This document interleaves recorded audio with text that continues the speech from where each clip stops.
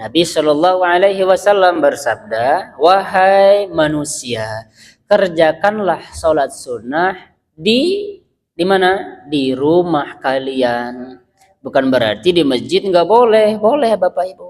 Ya, sesungguhnya kata Nabi, sebaik-baik sholat adalah sholat yang ditunaikan di rumah, kecuali yang wajib. Saya ulang. Sesungguhnya sebaik-baik sholat adalah sholat seseorang di rumahnya, kecuali yang wajib. Berarti maksudnya adalah sholat sunnah.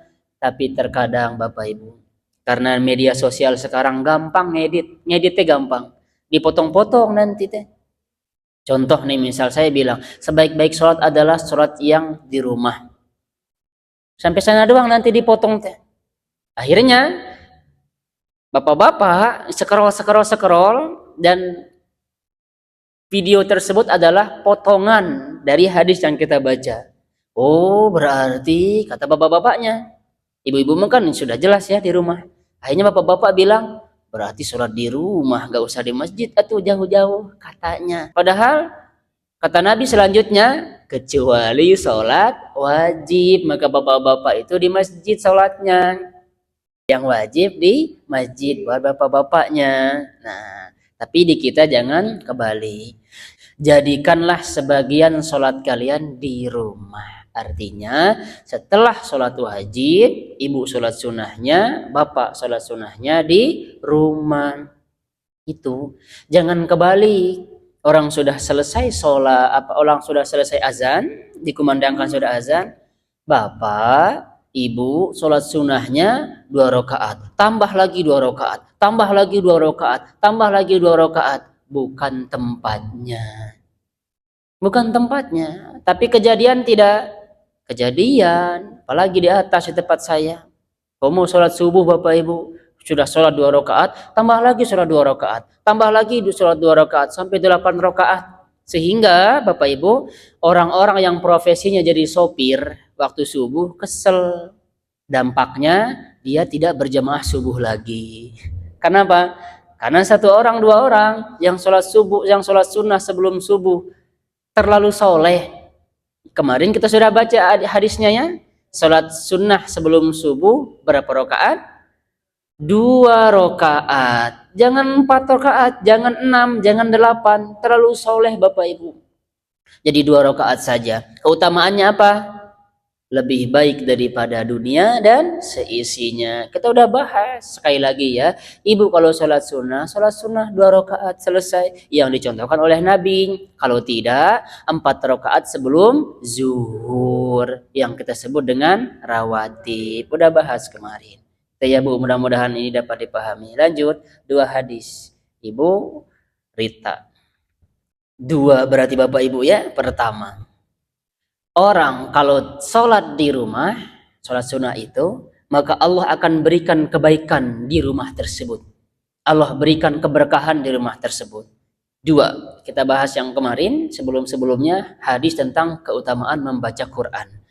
Berarti kalau orang sholat di rumahnya, Allah berikan kebaikan, keberkahan. Orang membaca Quran di rumahnya, Allah akan turunkan keberkahan, turunkan rahmat, turunkan kedamaian dalam rumah tersebut. Pertama, ibu sudah selesai sholat maghrib, udah itu sholat sunnah 2 rakaat setelahnya, lalu ibu baca Quran walaupun 1 ayat, Allah sudah berikan kebaikan di rumah tersebut.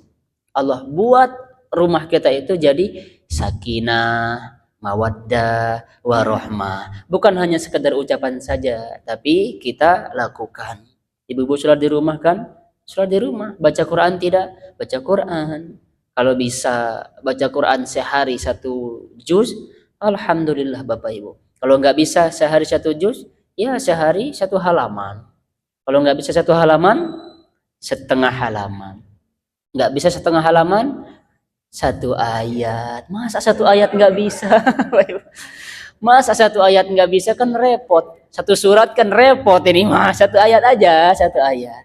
1 ayat Bapak Ibu Innalladzina kafaru sawa'un 'alaihim a andzartahum am lam tunzirhum la yu'minun. Shadaqallahul azim. Tutup udah. Udah tuh Bapak Ibu, keberkahan demi Allah. Allah berikan keberkahan dalam diri kita. Daripada enggak sama sekali. Kalau orang tidak baca Quran di rumahnya, berarti rumah tersebut sama seperti kuburan. Kuburan Bapak Ibu. Pahamnya sekarang ya, manfaatinlah umur-umur kita ini sebentar lagi mati Bapak Ibu. Namun, sholat sunnah ini tidak diterapkan untuk sholat tarawih. Nah, gitu ya. Wah, kata Pak Ustadz, sholat sunnah mah di rumah. Jadi Bapak sholat tarawihnya di rumah. Bukan Bapak Ibu ya, kita disunahkannya sholat tarawih itu di masjid. Untuk apa? Mensyiarkan Islam. Beginilah Islam. Makanya orang sudah sholat azan Isya atau sebelum azan Isya, orang-orang sudah berbondong, bawa sejadah, berbondong ke masjid. Dilihatlah oleh orang-orang Kristen dan yang lainnya. Oh begini Islam tehnya kompak, ternyata ke masjid mereka setiap hari selama 30 hari. Bisa jadi itu yang membuat mereka masuk Islam. Kenapa pentingnya kita baca hadis? Tahun kemarin ada imam Bapak Ibu ya, witir 3.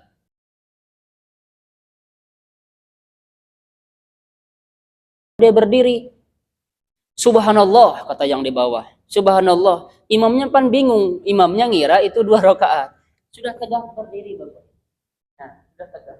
Sekarang pertanyaan saya, makmum harus gimana? Tetap subhanallah atau ikut imam? Wajib ikut imam. Ya, terus kata ajengannya, kita mah tetap dalam posisi kita. Tetap posisi kita. Dia salam sendiri Bapak Ibu. Akhirnya imam yang disalahkan. Kenapa demikian? Gak baca hadis. Padahal sudah terjadi pada zaman Nabi, terjadi di zaman sahabat. Ikut. Ya. Kalau misalkan Bapak Ibu puntennya sholat maghrib 3 rakaat ya. Terus rakaat kedua ternyata imamnya berdiri, tidak tasyahud Bapak Ibu. Subhanallah kata imam, kata makmum, subhanallah. Makmumnya kalau tidak mengikuti imam berarti makmum tersebut sholat sendiri, bukan sholat bersama imam. Kalau sudah rakaat kedua, ini rakaat kedua saya contohkan apa itu? Ini rakaat kedua. Tapi pas rakaat keduanya imamnya bangun, Allahu Akbar. Telat, makmumnya telat bilang subhanallah. Imam sudah tegak, sudah lurus tulang punggungnya Bapak. Tidak boleh lagi ibu-ibu tepuk tangan, tidak boleh lagi bapak-bapak subhanallah. Maka wajib ikut imam. Bagaimana nanti pas dia sujud, apakah dia duduk seperti ini atau duduknya seperti ini tahiyat? Apakah dia ulang tahiyatnya yang tahiyat pertama tadi atau tidak perlu? Tidak perlu Bapak Ibu. Tidak perlu. Nanti akan dilengkapi dengan sujud sahwi. Nah, jangan diulang lagi. Jadi nantinya 4 rakaat salat maghrib. Tetap kita sholatnya 3 rakaat. Namun tadi karena dia tidak tasyahud, makanya di rakaat ketiga tetap seperti ini, baru kita sujud sahwi. Kata para ulama, boleh sebelum salam, boleh sesudah salam. Ibu jangan tetap kekeh misalkan tasyahud, batal sholatnya berarti.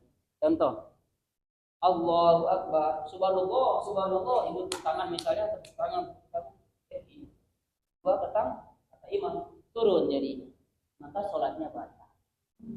Karena sudah menggugurkannya wajib, dahulukannya dia yang sunnahnya, yang berikutnya itu sunnah. Ya. Nah, jadi kalau sudah tegak, kan syaratnya berdiri tegak itu kan rukun sholat.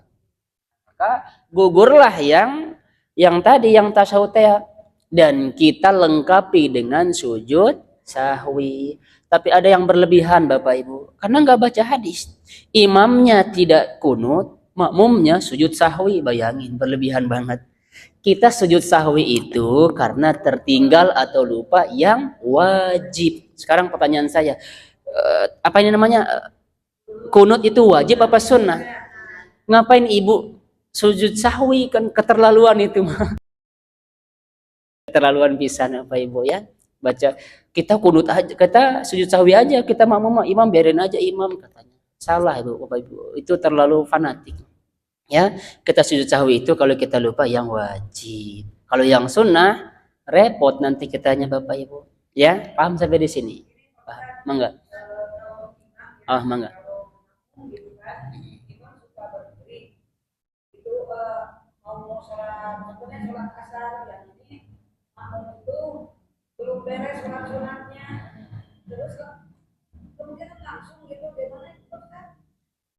Makmum belum beres sholat sunnah.